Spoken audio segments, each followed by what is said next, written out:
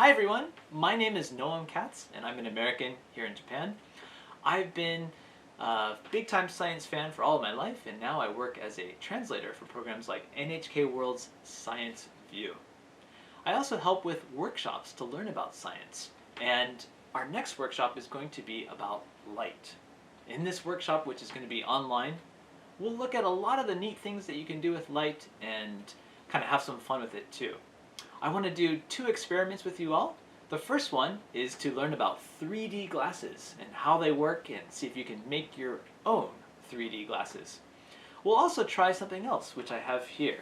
This is called a colorful scope.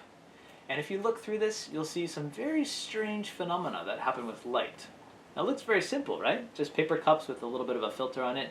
And also we have some plastic here, but what we can do with this will be quite amazing.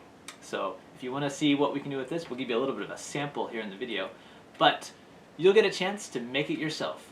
So please sign up for this workshop, and we will send you a kit like this with all the necessary parts so that you can join us online on Zoom for our workshop.